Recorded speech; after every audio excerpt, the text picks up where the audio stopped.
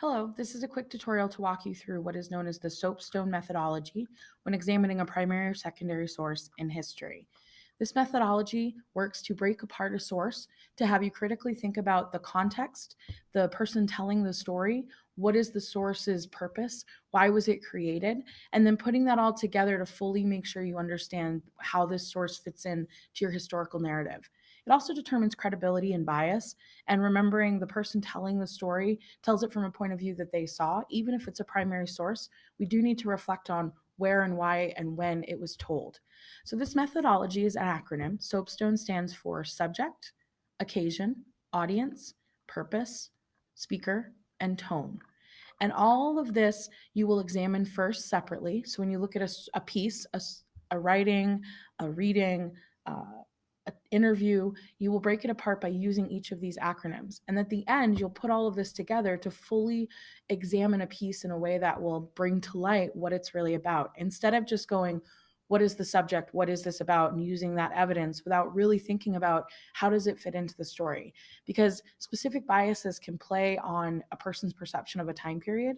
And it's really important that you critically ask the question, why was this written? And is it an effective piece of evidence that really does support the argument that you're making? So we're going to break it apart and talk a little bit about each piece. I hope this tutorial helps, but as always, if there's any extended questions that you don't feel were answered, feel free to contact me and let me know. So first, subject. The first thing you need to do is you need to ask yourself after reading the piece, what is the subject of the piece? You should be able to state this in a few words or phrases. This is probably the most concrete piece of the soapstone methodology, where you're actually saying, what is this person writing or speaking about? For instance, if it's a Civil War soldier, what is the subject of his writing? Was he writing about the Battle of Gettysburg? If it's Lincoln, is he writing about the aftermath of the Battle of Gettysburg and its meaning? If it's World War II, is it a Navajo code talker telling his story about a battle? Just what is the subject of this piece? A very general, content specific thing contained within the text. And it kind of just gives set for this is what the writer is writing about. It sets the tone. It's probably the thing that you do whenever you go into a source is defining what it's about. And from there, then we'll start to build in the nuances of the remainder of the soapstone methodology. The second thing you do is what's called occasion. Now, the occasion, straightforward, is the time and place that this piece is written or spoken. What's also important to understand, though, is what is the context of the piece? Like, what is the time period that prompted this? For instance, if it's Lincoln giving the Gettysburg Address, the occasion isn't just the day that he gave the speech, it would also be the Battle of Gettysburg. The occasion was the aftermath of the battle, and he was speaking to a group of people that was kind of a remembrance of the soldiers that had perished here. Beyond that, if it's like for World War II and you're looking at the Navajo code talkers, occasion would be, are they telling about a battle? Are they talking about, an experience of training? You want to break it down into what is the occasion they're mentioning. If it's their entire World War II career, you want to then give the years that they were in the war and where they were at. Were they fighting in the Pacific? Were they fighting on the Western Front? You want to specify time and occasion and what prompts them to tell the story. Audience. Audience is the group of the piece that the group this piece is directed at. So what I mean by that is it intended for a small group? Was it intended as a letter recipient? Was it intended to be a public interview? Was it a part of a museum exhibit? What is the audience that this was intended for? It's really important to think about that because they're going to make assumptions. We have to make assumptions about why they're writing this. If it's a letter to one person, there's going to be bias of stuff that they talk about on a personal nature that we're going to need to determine. If it's for a public sphere, we're going to have to understand that this person is probably going to present their most professional self. And what do we take away from that ideology? So understanding who was intended as this person wrote or spoke the piece will help you better understand the context of its purpose, which is our next one. So we have go to P, which is what is purpose. Now, subject is the time period. Like, what is the content of it for the listener or reader? Purpose is the question that I often ask myself is, what does the speaker want the audience to think as a result of the piece? What is the intention of, as you look at the nuances of how the person speaks, what they're talking about? Is it a lesson that they're trying to teach?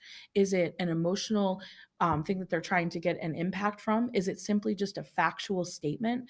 It's examining the piece's argument or logic, its tone of the reason behind why they created this piece in the first place. Purpose is a much more exhaustive analysis of the subject of the piece, than the subject is. So this should have some bullets that you really think about breaking apart the piece into paragraphs, starting from beginning to end, of really looking at the nuances of what is the person's argument, what is their emotional context behind it, really trying to get to the heart of what do they want the audience to feel? What do they specifically want to get at so that people, what is their takeaway? And this part is a crucial piece to understanding the soapstone methodology. So, really, this is where the one you're breaking apart the speech into nuanced pieces. I always say take a paragraph, read it, and then offer some bullets that would go to purpose. Go to the next paragraph, do the same thing. If it's an interview, break it into smaller segments and do the same thing. Speaker. This is the voice that tells the story. Not just naming them, not just saying like Jim Smith, but also saying what was their voice of being a soldier? Were they a nurse? Were they a person who was a family member? You need to tell the voice of telling the story because this interprets importance of what is that person's place in this history. If they're in one section of the country, in one little minute town, if we're trying to put together a picture of all of World War II, this might be one person telling a story from the Battle of Iwo Jima. There's another person telling a story from D-Day. If it's the Civil War, Gettysburg, we look at, Chancellorsville. It's important to understand where that voice and where this piece was written. So that is the S. The last section, tone, is the tone of the piece. What is the attitude or emotional characteristics present in the piece? This one is a little different than purpose of, it's not asking what do they want the audience to think? Instead, it's asking what is the author's attitude towards the piece? Is it tended to be informative? Is it intended to be kind of a story? Is it intended to be kind of an emotional interview?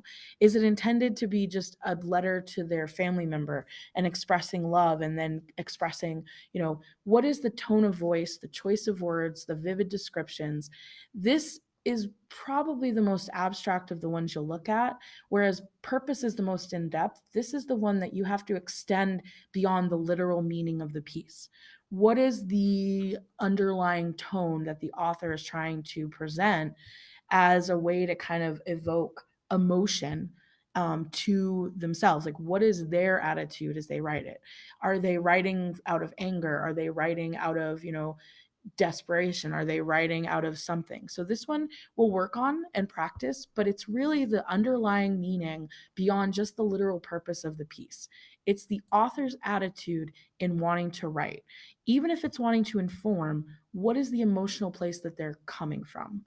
And so, as we do the soapstone method, you will then break apart each of these pieces. And then at the end, you come together with a much richer picture of the interview, the article, the primary source, the secondary source that you've looked at. And critically ask yourself, what is the author's bias? What is their purposes of writing this? Who are they writing for? And what is the overall subject?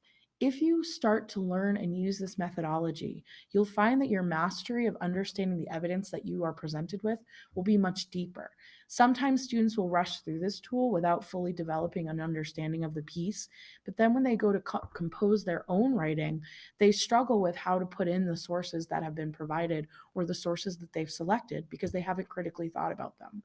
So I don't expect you to necessarily create this graphic every time you do a writing or research or reading analysis, but it's really important to start thinking about, if I ask you, like, why is something written? What was the purpose behind it? You can start using the soapstone methodology to better inform yourself as a learner. So I hope this helps with the soapstone methodology.